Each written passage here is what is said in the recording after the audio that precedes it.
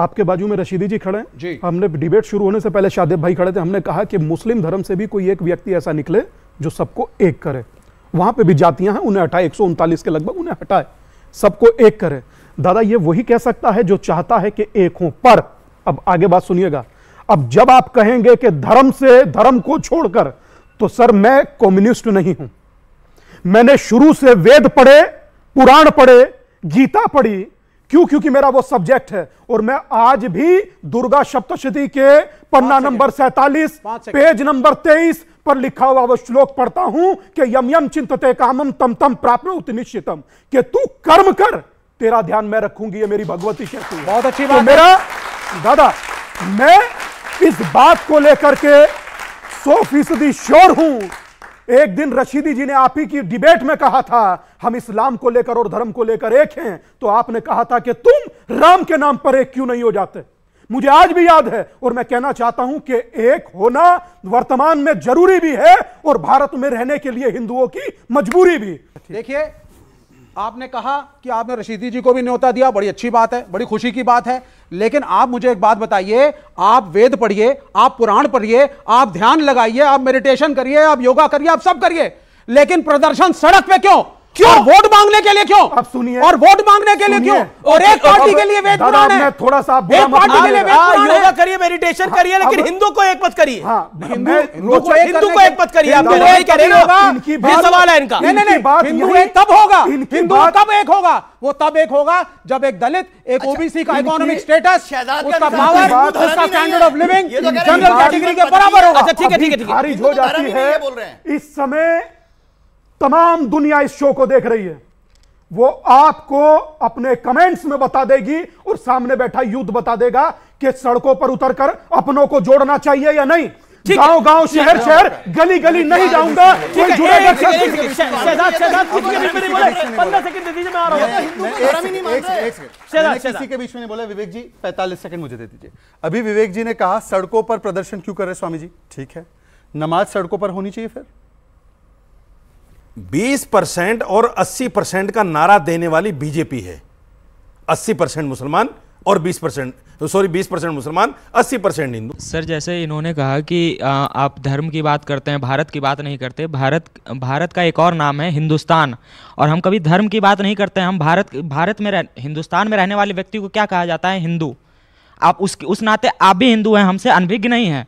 तो हम हमेशा हिंदुस्तान की ही बात करते हैं, धर्म की बात सिर्फ आप करते हैं। गलत कह रहे हो आप। क्या करूं? हिंदुस्तान में धर्म की बात सिर्फ आप कह रहे हैं, और हमें धर्म का नाम तब लेना पड़ता है जब 26/11 होती है और कसाब का ये पाकिस्तान का सपोर्ट हिंदुस्तान में बैठे मुस्लिम के नेता करते हैं। और दूसरी बात श्रद्धा केस होती है, ऐसे एक नेता का नाम बताओ, गलत बातें मत फैलाओ। एक मुसलमान नेता का नाम बताओ। अरे नहीं, ये कोई तरीका है? इल्जाम लगा के चले जाओगे? सवाल पूछ रहे हैं, ये कोई पैनलिस्ट थोड़ी ऑडियंस को क्यों डांट रहे हैं? अरे ऑडियंस में भी गलत सवाल क्यों करे आदमी? फारूक अब्दुल्ला ने की है पैरवी, क्या बोले जा रहे हैं? इनको पता ही नहीं है कि फारूक अब्दुल्ला ने कहा है कि पीओके दे दो उनको, उसकी कोई जरूरत नहीं है। पाकिस्तान का बहुत कमजोर है, बोला है फारूक अब्दुल्ला इनका साथी है, महबूबा मुफ्ती ने बोला है। मेरे प्यारे दोस्त सुन लो, फारूक अब्दुल्ला इन्हीं की पार्टी के, इनके प्रधानमंत्री वाजपेयी जी की कैबिनेट में बहुत बड़े मंत्री थे, बहुत बड़े मंत्री थे। फारूक अब्दुल्ला ने जिसको गाली दे रहे हैं, उन्होंने यहां तक कहा कि अगर राम मंदिर अयोध्या बनेगी तो उसमें पहली उसको हाउस अरेस्ट करवाया। उनका एक सेकंड, बेटा तुम्हारा प्रश्न, उसका उत्तर सुन लो। उनका सवाल यह है कि अगर हिंदुस्तान में रहने वाले हिंदू अपनी बात नहीं कर पाएंगे तो कहां करेंगे? 57 इस्लामिक देशों में तो कर नहीं पाएंगे। बताइए। पहली चीज, हिंदू मेजॉरिटी में है, ये तो मानते हो? क्या देश में सिविलाइज्ड डेमोक्रेसी में कहीं भी पृथ्वी पर माइनॉरिटीज को दबाना, खड़े होकर के बोलना कि बोलो कि तुम इस देश के नागरिक हो, बोलो तुम पेट्रियोटिक हो, प्रूव करो तुम पेट्रियोटिक हो, और रोज उनका जलूस निकालना, क्या ये डेमोक्रेसी का पार्ट है? 10 सेकंड और सवाल ले रहा हूं।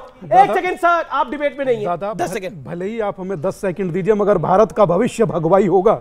मगर एक छोटी सी बात कह रहा हूं, भारत का भविष्य तिरंगा होगा, भगवा नहीं होगा। भगवाई, अरे सुनिए दादा, आपके बोलने सुनिए, भारत का भविष्य नहीं होगा। दादा बोलने, आप तिरंगा नहीं मानते? दादा तिरंगे में भगवा है ना? मानते हैं तिरंगे में तो हरा भी है, तिरंगे में भगवा है ना। ये बीजेपी जब टुकड़ों की बजा रहे हैं। अब सुनिए दादा, सुनिए दादा, आपके 40 सेकंड में, आपके 40 सेकंड में मैं बोला तो नहीं, बीजेपी की टुकड़ी, थोड़ा सा सांस ले लीजिए, थोड़ा सा सांस ले लीजिए। भिक्षा यात्रा के पानी नाम पूनी पे, पीजिए।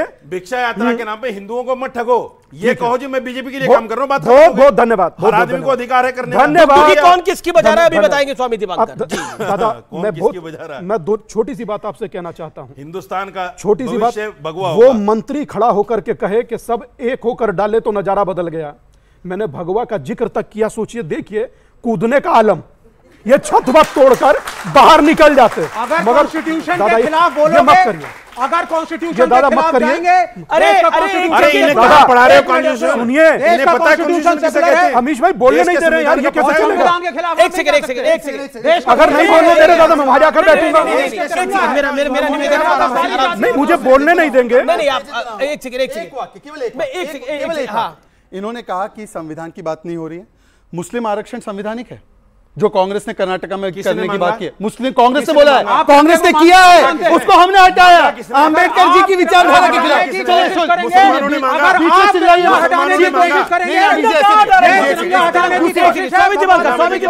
यही बैठते हैं तुम्हारे बीच में ही, क्योंकि वहां पे बोलने वही बैठ जाते हैं भाई। नहीं, इनको चलाने दीजिए अपना एजेंडा, हम इधर ही बैठ जाते हैं। आप ये चिल्लाते रहो और इनसे पूछो संवैधानिक है ना आप, तो 3 तलाक का कानून सुप्रीम कोर्ट ने बोला हटाने, आप समर्थन नहीं है, बोलिए। अच्छा स्वामी जी, आप इधर मत बैठिए, अच्छा नहीं लगता ना। मेरा निवेदन है, खड़े होइए, आप इधर मत बैठिए। ना दादा, पर फेम लेने की बात है, ये फेम लेने की बात है। ये मात्र यहाँ से वहां से ज्यादा फेम मिलेगा। देखिए, वहां से ज्यादा फेम मिलेगा। एक दूसरे की तरफ हम अच्छी तरह तो रहे कम से कम। दादा, बच्चों को आगे पहले खड़े होइए। मैं छोटा था तो पढ़ता था, और फिर तालियां बजवाइए। छोटा था तो पढ़ता था कि जुबान का खराब होना दिमाग का खराब होने का प्रथम लक्षण है। तो जब शब्दों पर अपने कंट्रोल रखिए, दूसरे को अपने जैसा मत बनाइए। किसी ने आपको बुरा नहीं कहा, आपने आपके काम को बुरा कहा जा रहा है, आपके काम को गलत कहा जा रहा है। मैं आपको बोलने का मौका दे रहा हूं। भगवान नहीं है क्या? आपके लिए हम बुरा शब्द इस्तेमाल नहीं कर सकते? आप भगवान नहीं हो। अरे ठीक है, देश का भविष्य तिरंगा ही रहेगा। नहीं दादा, आप इसको हिंदू राष्ट्र, आपने बात समझी नहीं। राष्ट्र बनाने की जो साजिश है उसके हम विरोध करेंगे, विरोध करेंगे, विरोध करेंगे। हो गया तलाक 3 बार, अब हो गया, बैठिए, बोलने दीजिए। 3 बार, अब आप उनको 30 सेकंड बोलिए। अब आपने विरोध दर्ज करा लिया, आपका विरोध स्टाइल में भी बोल कर गए, 3 बार करेंगे, तलाक देकर गए नहीं गए, अभी 2 मिनट बाद फिर बोल पड़ेंगे। तो मेरा सवाल है कि बिहार में कास्ट बेसिस पे क्यों हो रहा है, वो इकोनॉमिक बेसिस पे क्यों नहीं हो रहा है? गुड क्वेश्चन दादा, मुझे उत्तर देना। मेरी बहन, वो इसलिए हो रहा है क्योंकि जहां जहां शोषण हुआ है वो इकोनॉमिक के आधार से ज्यादा जाति के आधार पर जहां भी शोषण हुआ है। आप गांव में जाइए, देहात में जाइए और जाकर के पश्चिम उत्तर प्रदेश करीब है, 10 सेकंड दीजिए, पश्चिम उत्तर प्रदेश करीब है, साथ में चलिए कि किस प्रकार से नीची जाति वाले लोगों के साथ, जो हमारे बराबर के भाई हैं, उनके साथ अत्याचार किस प्रकार होता है। आपका पॉइंट ऑफ व्यू जरूरी है। शादाब चौहान जी, आप कह रहे हैं कि ये व्यवस्थाएं हैं, जाति व्यवस्थाएं। इस्लाम में माना जाता है, मैं खुद इस्लाम फॉलो करता हूं, इसलिए कि कोई जाति नहीं होती, ठीक है, धर्म एक समान सबको ट्रीट करता है।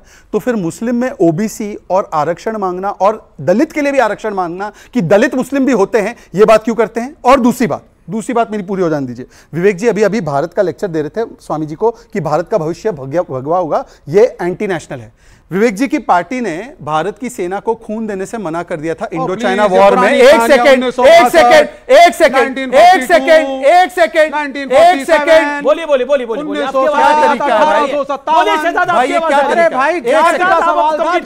क्या तरीका है? मुझे एड्रेस करिए शहजाद, मुझे एड्रेस करिए। मेरा और ये चीख रहे ना, कान चलिए आप मुझे एड्रेस करिए ना। और दूसरी बात तो ये क्या है, जब भारत की सेना को खून देने के खिलाफ थे। और दूसरी बात, महात्मा गांधी तो राम राज्य की, प्रभु श्री राम की और गौ कशी की बंद हो जाए ये बात करते थे। क्यों? महात्मा गांधी भी सांप्रदायिक है, हमारे संविधान की कॉपियों में प्रभु श्री राम की तस्वीर है, तो क्या सांप्रदायिक है संविधान? संविधान सांप्रदायिक है। विचार विवेक जी से कहना है कि जैसे इन्होंने द्रविड़ मूवमेंट की बात करी थी, तो क्या द्रविड़ मूवमेंट में कुछ भी हुआ हो, चलिए मानते हैं कि बहुत बुरा हुआ वहाँ पे दलितों के साथ, द्रविड़ों के साथ, लेकिन फिर भी क्या ये किसी पार्टी या नेता को हक देता है कि किसी दूसरी रिलीजन का, सनातन का जेनोसाइड करने की बात करने का? पॉइंट लेकिन अब शांत, उन्होंने विचार रखा। देखिए जी जी मैं ओके ओके ओके देखिए ओके ओके स्वामी दीपांकर 10 सेकंड मैं इतना सा कहूंगा, डॉक्टर बी.आर. अंबेडकर का ही पुस्तक लिखा हुआ है भारत और पाकिस्तान का विभाजन, जरूर पढ़िए। दूसरी पुस्तक है हुआ और शूद्रा, जिसका चैप्टर नंबर 1 पैराग्राफ नंबर 3 में लिखा है कि शूद्र का जिक्र किसी मनुष्य से नहीं है। और तीसरी अंतिम बात कहकर अपनी वाणी को विराम दूंगा, हम लोगों को बांटने के लिए तो जाति पूछी जाती है और काटने के लिए धर्म, तब आप कहीं खड़े नहीं होते।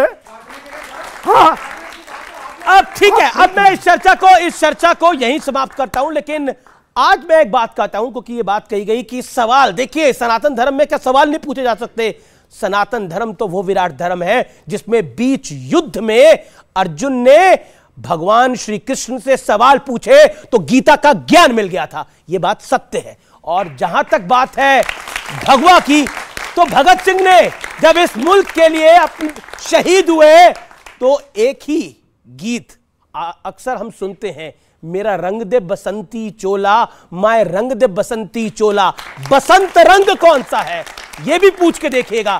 तो भगवा इस देश की आत्मा के साथ जुड़ा हुआ है, इस देश के विचारों के साथ जुड़ा हुआ है। जो देश प्रभु राम का देश है, वासुदेव कृष्ण का देश है, बुद्ध का देश है, उस देश में आप युद्ध की बात करेंगे तो करेंगे कैसे? क्योंकि यहां युद्ध भी होगा तो महाभारत जैसा होगा, क्योंकि जहां धर्म ही अधर्म का नाश करता है। फिलहाल आज के इस एपिसोड में इतना ही, आज के इस एडिशन में इतना ही।